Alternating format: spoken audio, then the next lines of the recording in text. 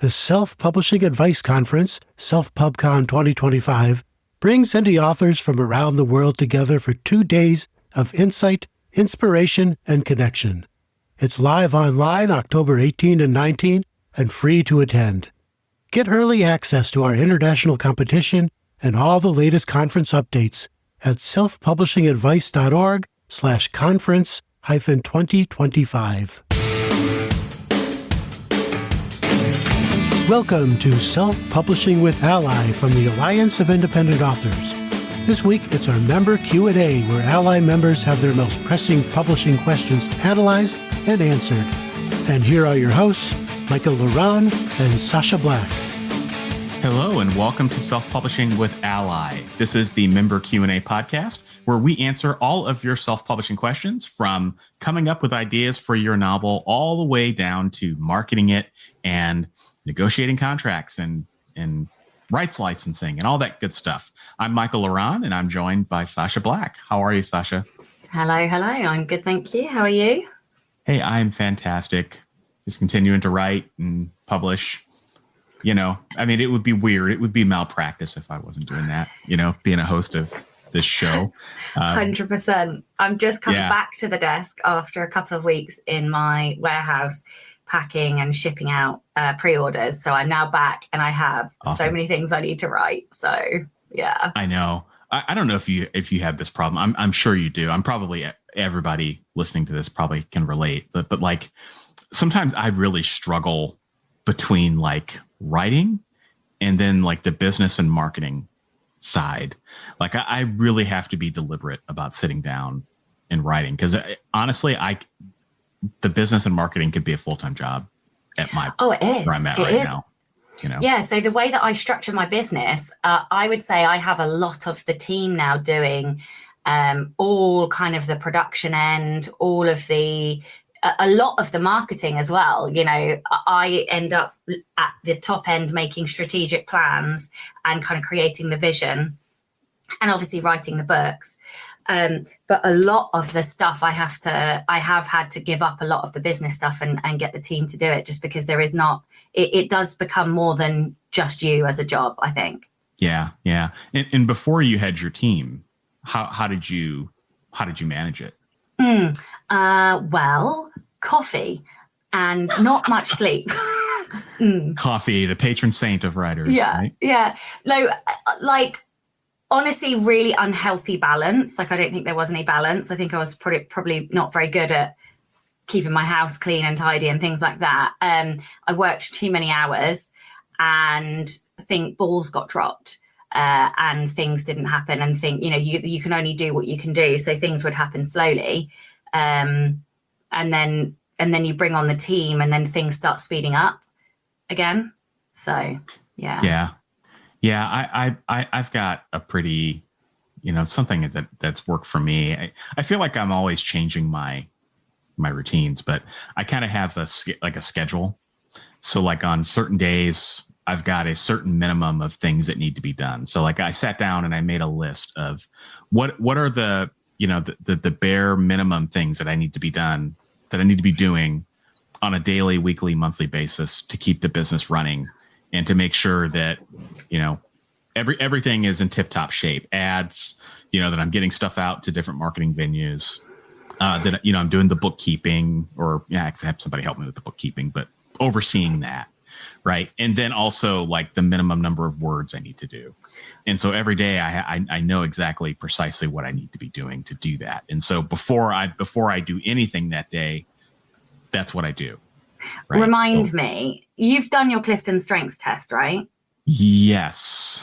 Did you have high discipline? I don't remember. I'd have to get that's like the most disciplined answer ever, because I don't create structure very well, and I usually just have a list, and then it gets done when it gets done. Like I can't do the same thing every single day, because I'll lose my mind. I hate having to do the same thing over. That's why I really struggled in the warehouse the last 2 weeks, because the monotony of doing the same thing every day just destroyed my mindset, and it reminded me that I really, really don't like monotony. And so for me, like I will even like I will write a book in a very short space of time and then do something else. So I suppose I more batch write rather than writing. I'm not a write every day girl because I'd lose my mind with boredom. So I write very fast, very large amounts of words, and then I do more business stuff, I suppose. But yeah, I think everybody has to find a system that works for themselves. But I'd be very curious to see if you had discipline in there, because as soon as you said schedule and all the structure that you were creating, I was like, yup, that's high discipline. Like, I can't do that. I actually have an accountability partner who's number one discipline because I need other people to give me structure. Give you the structure. Yeah. And when I say schedule, it's actually not that complicated. Like I people typically think, oh my God, it's like a rigid thing. Honestly, it's like one or two things. Like on Mondays, that's my tax day because I hate taxes. Everybody probably listening can relate. So, I don't enjoy taxes. So, I take 15 to 30 minutes to go over my books. Right. And that's the first thing I do for the week because it's the thing I hate the most. And then, I get up at 6:30 a.m. on Monday. By 7:00, I'm done. So like I do that. And then that's the only thing I have to do on Monday. That's it. So then I can write, or I can, if I'm not writing, I need to do some marketing stuff. Totally fine. Right. On Tuesdays, I'm doing what do I have on Tuesdays? It's more business stuff. So looking at the financials of the business. Right. So looking at the income, looking at, expenses, looking at if there's anything I need to correct. If I've got anything from a strategy perspective, I'm kind of looking at that. It doesn't really take me that long, except for, once a month or quarterly, I do like a deeper dive. And that takes 30 minutes. And then for that day, I'm done. I can do whatever else I need to do. So I don't know. I've gone periods where where I've done batches, like I'll do batch writing and all I'll focus on is writing, but then the business will fall by the wayside and that sucks. That's painful, and then I've done stuff where I've only worked on the business and then the writing and the marketing falls by the wayside. So I definitely have the benefit of having a team there so that the business side doesn't fall by the wayside anymore. So for example, we were this morning, we were planning. So we've got a Kickstarter to fulfill in November. And unfortunately, it's clashed with my next pre-order. So we were talking about the scheduling of packing all the books and the pre-orders and then the Kickstarter. And basically what's going to happen is I'm going to sign a ton of books in October. And then when I'm in Vegas in November, the team is going to do all the pre-orders and I just won't be there to pack any of them, but the team's going to take control of it. So it's like the business doesn't fall apart. But that's, I think when you have a team, then you don't have to do all the business bits. So, and honestly, I would often just ignore stuff that I didn't want to know, which is not exactly. Great. It's not great.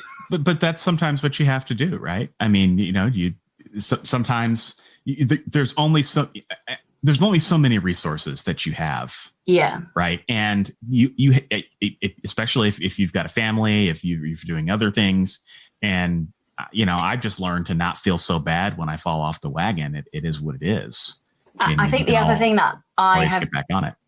Sorry. The other thing that I think I have learned or I have recognized is that there's lots of stuff I'm not very good at. And instead of trying to do it, I now just outsource it. Yeah. Yep. Outsource it or just don't do it unless it's mission critical, right? Unless it moves the needle. So, well, fun talks around the business and marketing sides. I was just curious how you kind of did it and how you kind of balanced it. And I think people listening will, on both sides of the spectrum, right? Those who are still solo and those who have teams, hopefully can get some value from that conversation. So let's jump into our first question. So we've got a number of questions to talk about this week. And we started releasing some of the questions that we're going to answer ahead of time. So if you see the ALLi team publishing this podcast on our social media networks, you might start seeing some questions that are coming up ahead of time. So that's just an FYI to follow us on social media, and you might see that your question is coming up. So this next question, or first question, is from Lorraine. And Lorraine is looking at different ways to build readership and promote her books, and wondering about the use of QR codes and if it's a wise thing to put them in the back matter of her ebooks and print sites. And the QR code would go directly to her website. And she's heard some rumors that maybe that's not copacetic and with some retailers, and wondering if it's a wise idea from a practicality standpoint. Well, I use QR codes all the time. So I have a QR code in the front of my book that is to a Spotify playlist. So whatever music I write the books to, I share that playlist once I finish drafting the book, and readers love it. So that's in the front of the book. I also use, I print those QR codes onto playlist postcards, for want of a better word. And I put those as freebies inside my orders that I ship from my website as well. But you can also do it for things like your mailing list reader magnet. I tend to just leave a clickable link in the back of the book, because I feel like usually if people are, well, I would say a lot of people read on their phones as well as reading on Kindles. But if they hit the back of the book on their phone, you can't scan the phone. You know, you could only use your phone to scan the Kindle. So for me, the back of the book, the most important link is the link to the reader magnet and your freebie to get people to sign up to your mailing list. So for that one, I don't use a QR code for that reason, that I know so many people read in the Kindle app, but on their phones. So I keep that one as a link. But you could put it as a QR code in your print books, for example. Or you could do both, have a clickable link and the QR code, so you're not having to, muck about with two different file formats. So yeah, I would recommend to have both, but to have and to keep the clickable link inside the Kindle app and the ebook version. I personally haven't heard anything negative about QR codes and retailers. I don't know if you're more in the know or maybe know something about terms and conditions, but I certainly haven't heard anything personally. I also don't think I've had any issues with that. So for me, I think they're great and I use them regularly. Oh, and another place that I've used them is when I do in-person events. I have a big banner, like a pull-up banner, and I have a QR code on there that takes people to my website. So, awesome. And also on my,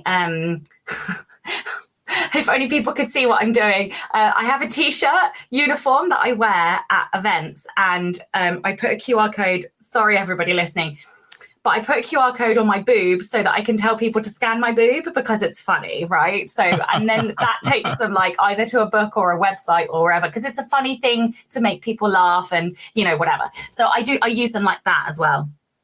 That's awesome. I've never, so everything you said up until the scanning the boob part, I'd heard before. I hadn't heard that last part. That's awesome. Oh dear, romance writers, right? Romance writers. Yeah, yes. Exactly. But it's funny the things we do to get attention for writers, or, for readers. But you have to think that way, especially when you're at in-person conferences, right? Like being memorable is really, really important. So exactly. So my strategy for QR codes is very similar to yours, Sacha. I use them as much as I can. I don't actually use them in the back of my books, although that's something I'm probably going to start doing. I primarily use them when I'm speaking. So like if I'm giving a presentation or something somewhere, I'll usually put the QR code at the final slide. So when people are asking questions, I just leave the QR code on the screen. They can scan it and then they can go and grab one of my books, right? So on the nonfiction side, sometimes I do some talks for fiction. That's primarily how I use them. I also, about once a month or so, I order some author's copies of a random book, and then we've got little free libraries in my neighborhood. I don't know if you guys have those in the UK. Well, I know of the concept. I don't. Okay. Occasionally we try. The old red British phone booth? Yeah. Those are sometimes converted into them. Okay. Well, they're all over the place here in the United States. I mean, you can't go anywhere without seeing them somewhere. And so when I'm traveling, I'll stay at Airbnb or I'll stay at a hotel. I'll take a couple books with me and I'll look for the nearest one. I've got a lot of them in my neighborhood. And so what I do is I have little inserts and I just slip a QR code in there and I just give them the ebook. Right. So I'll put the QR code in there. Sometimes if I do a giveaway or something like that, like you, I'll put an insert with the QR code on it and it's all good. There have been some issue. I haven't heard anything about retailers. I'll talk about that in a second. The one thing I would caution people about with QR codes is really think about where you're getting your QR code from.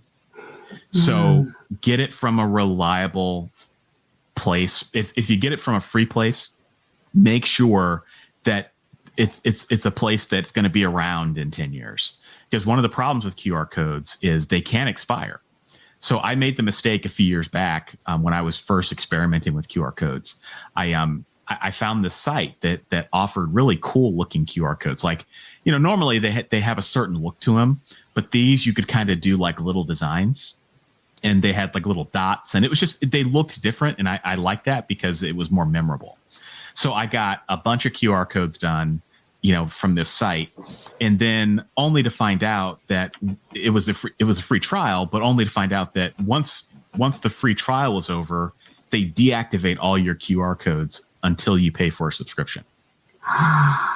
So overnight, all of my QR codes ended up being null and void, which I was really pissed off about that because I thought, at least they would continue to be active.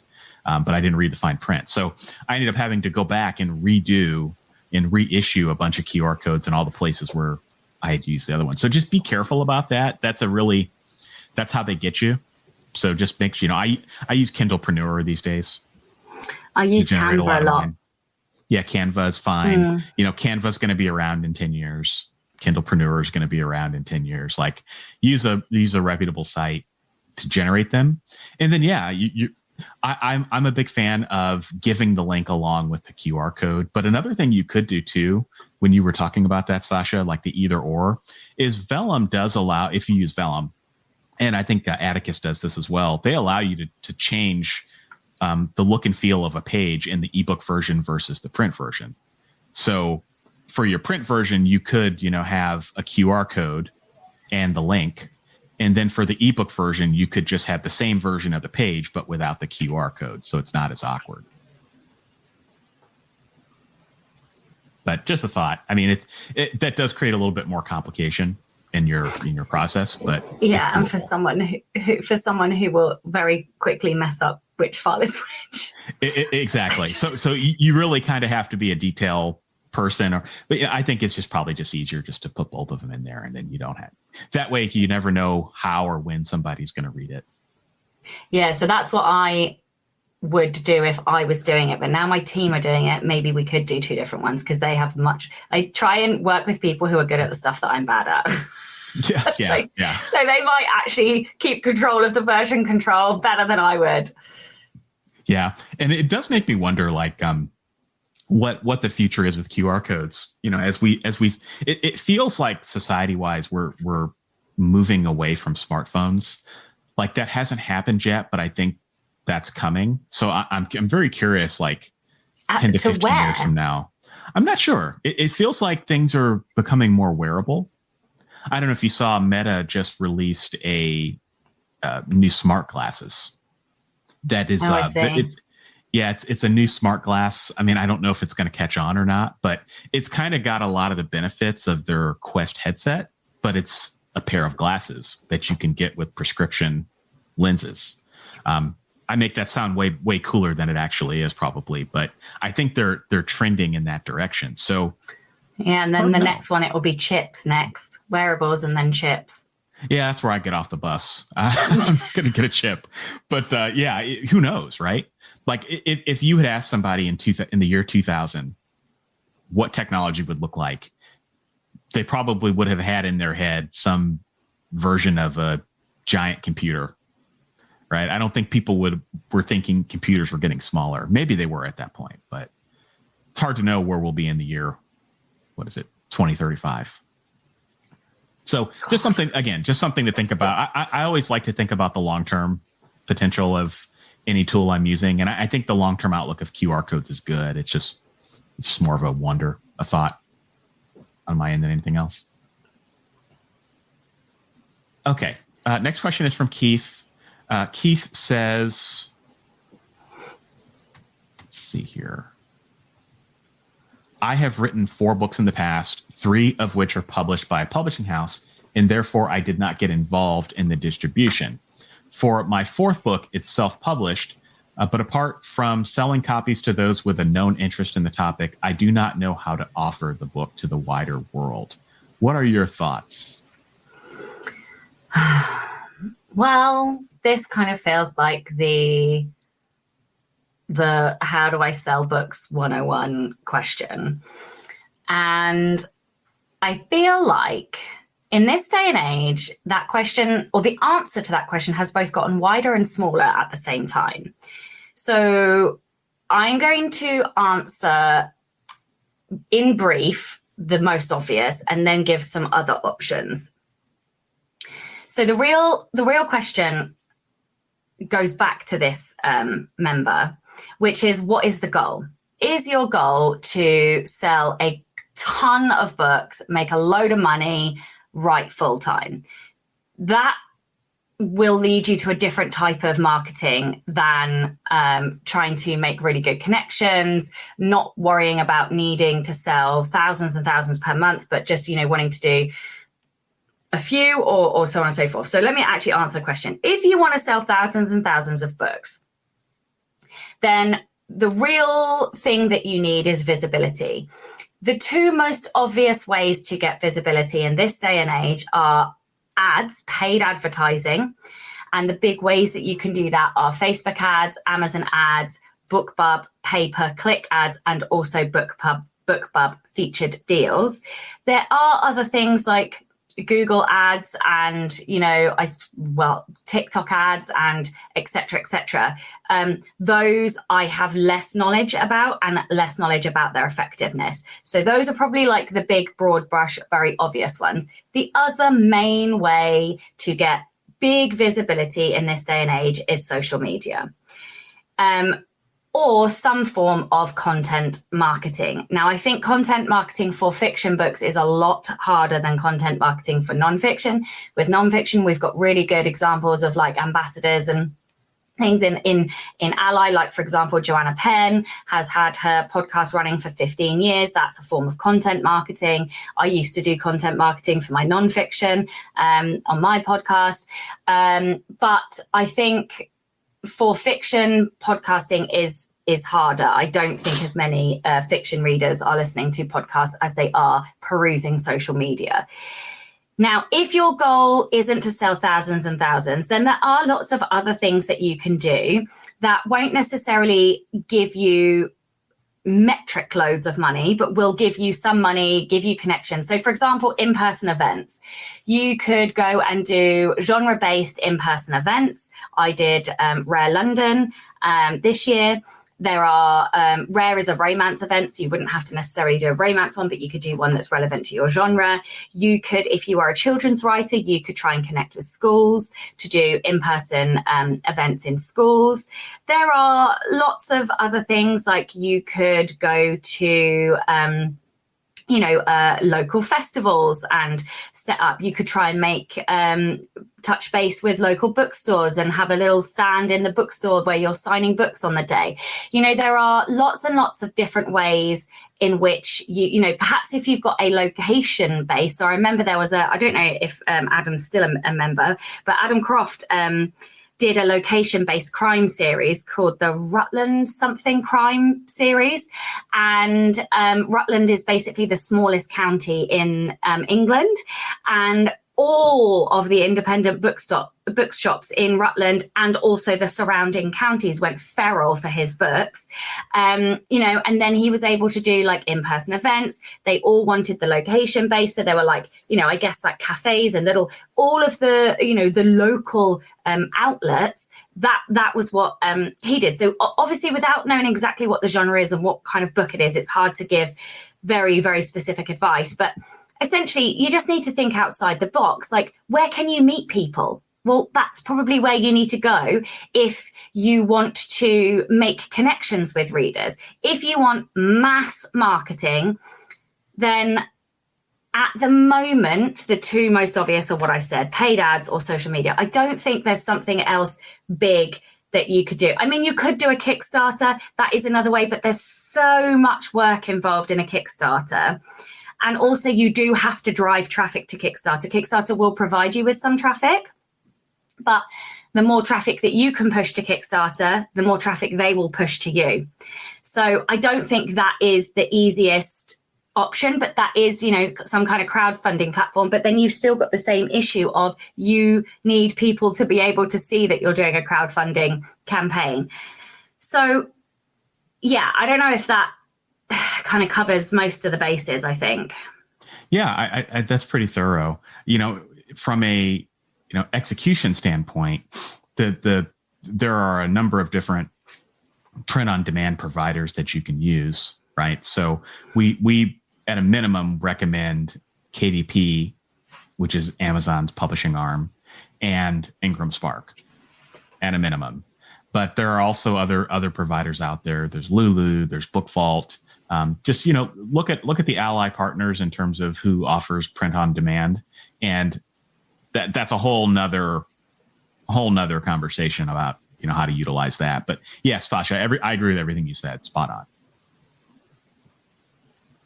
Okay, next question is from Reagan, and Reagan is on the cusp of publishing book number 8 and have used KDP and Ingram. And the issue that Reagan is having is that, in Reagan's words, the last time I published a book, I had a problem with the publish dates. I know KDP now allows you to pick a publication date, as Ingram does as well. But I need to know the sequencing of uploading, releasing the book, etc., to make sure that the same publication date is used. Any thoughts on this? So essentially, it sounds like Reagan wants the book to be available everywhere on the same day. I mean, that's really hard. Even with Ingram, because the issue that you'll have is that often Amazon will require Ingram to populate, and it takes quite a while. So I tend to upload the paperbacks about 3 weeks before launch, just because it can take a good 2 to 3 weeks to populate. And I actually put the books through Ingram system even earlier, because ordering proofs and things can take a couple of weeks, if not more, sometimes up to a month. So and then here's the other thing. Amazon KDP now has this schedule function for the paperback, but I actually don't particularly like that, because what it does is it then makes it sort of disappear, and it will only reappear on launch day. So if you want to sync your hardback and paperback with Ingram, it will then like remove the Ingram one and replace it with the KDP one on launch day. So I don't know that there's an easy answer to this. In my preference, I go to IngramSpark first, and I load up the paperback and the hardback. I get it to go through the modification, order a proof. Once that proof I'm happy with, I then click like submit. I accept all the revisions, I click submit, and I try to make that point, the submit point, at least 2 to 3 weeks before launch. It will then look like a pre-order. So the pre-order will be up. So nobody would be able to get the book, but they would be able to pre-order the book.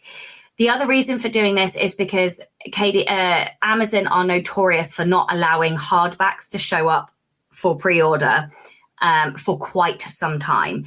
I don't have the magic ball to know what the time amount of dates are, but I just try and give myself as long as humanly possible, because it seems like one time it's quick and one time it's not. So once I've loaded both of those, I then load in my paperback to KDP, and then I let it sit there. And about 2 to 3 days before I launch, probably 3 days, I then hit publish. That will go live immediately. Well, I say immediately, but it's however long Amazon's approval process takes. Sometimes that's like a miracle in like 3 hours, and sometimes it can be 5 days. So really, if you want to be guaranteed that it's live, you have to publish it 5 days before, which is frustrating because if you don't want it live on the same day, you could use the schedule function and then that will go live. But the other reason that I like to have it live is because then people can leave reviews early. Like if you've got a street team or an advanced reader team, they can then go and put the reviews on the paperback version. So that's the other reason I do it. Yeah. That's all good strategy. I mean, it's hard to get everything at the same time. I mean, I wish we could hit a magic button and the book would just simply appear. But yeah, that's my experience is very similar, that Ingram is going to take the longest. And we don't even need to talk about audio, right? That's a whole nother, issue. It's very similar to Ingram where, you have to publish ahead of time and it takes a while to get out to the different retailers, especially if you go through like Findaway Voices or in audio. Mm-hmm. Okay. Next question is from Sylvia. And Sylvia is an author and filmmaker and wants to know, she makes book trailers and wants to know if there's a place on the ALLi website where she can share about this. What I would say, Sylvia, is if this is a service that you offer to members, consider potentially becoming an ALLi partner member. That is a great way to take advantage of a lot of the different benefits that our partners have. Partners have the ability to be listed in our service ratings directory. So with a link and show up as a recommended ALLi partner member. You also have the ability for our yearly self-publishing services directory that goes out to members. You can be featured in that. We also offer some additional promotional opportunities. So I would encourage you to think through that. And if that's a fit for you, that would be a great way to get your services in front of ALLi members. Okay. Next question is from Shannon. And Shannon asks, can IngramSpark produce a book that I am currently having produced with Amazon? I want better distribution.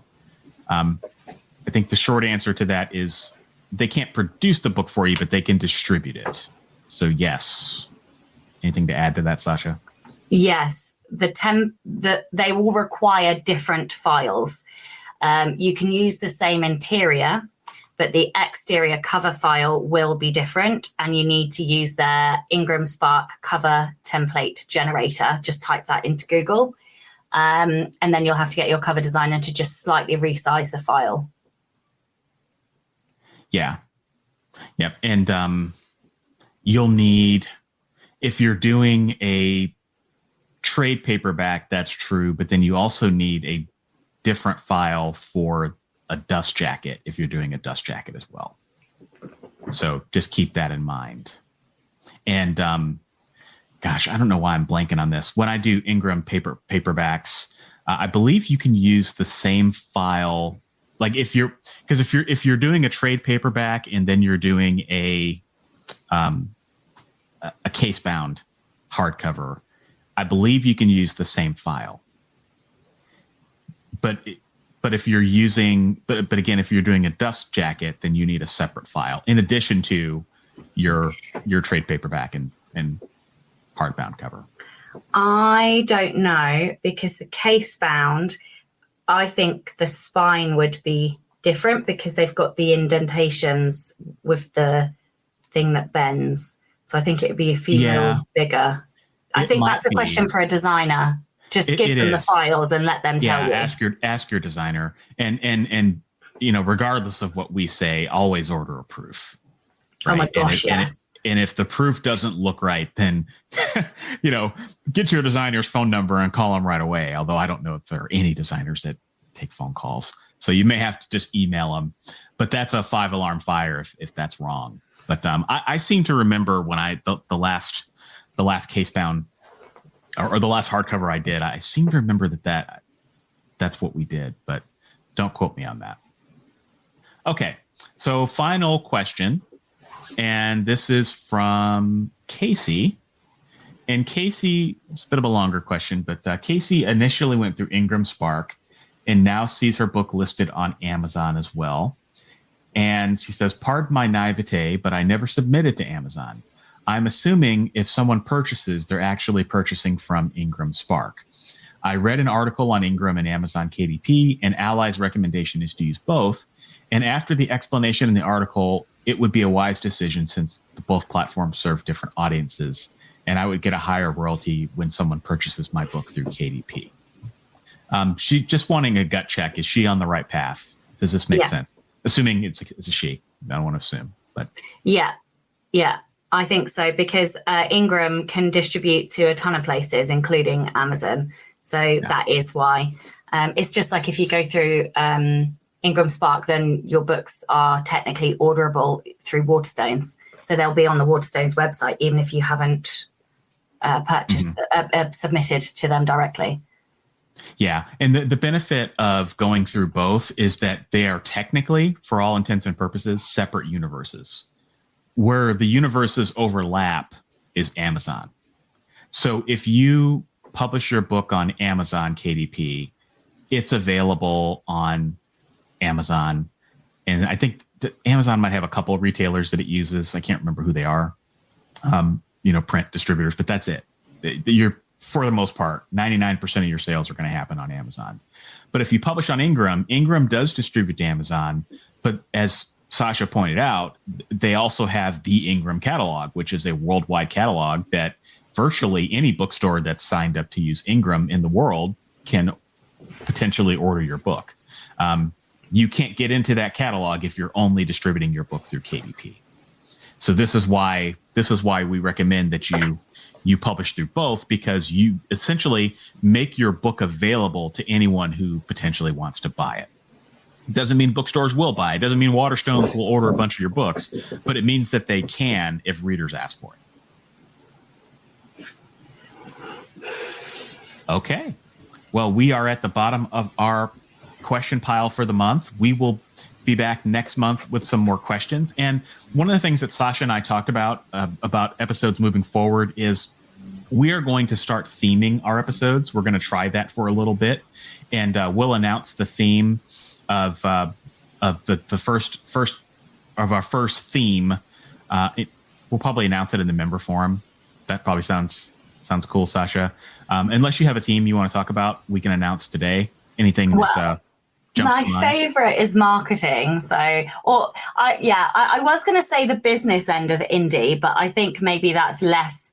I think people like talking about that less than how to actually sell books in 2025. Or maybe we should say how to sell books in 2026. Yeah. Selling books in 2026. Okay, so we'll take your marketing questions. That's what we're going to focus on. And we're only going to talk about marketing in the next episode. All right, so please submit your questions. If you're an ALLi member, go to the ALLi member dashboard, and there is a link there where you can submit your questions. You will potentially hear it online. You'll potentially hear it on the show here. And we look forward to seeing you in the next episode. Thank you for tuning in wherever you are.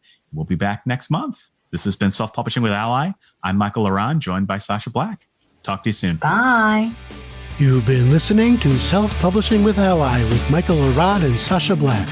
Our weekly self-publishing advice podcast is produced by the Alliance of Independent Authors. Find more author advice, tips, and tools at our Self-Publishing Advice Center, selfpublishingadvice.org. And if you haven't already, we invite you to join our organization and become a self-publishing ally. You can do that at allianceindependentauthors.org.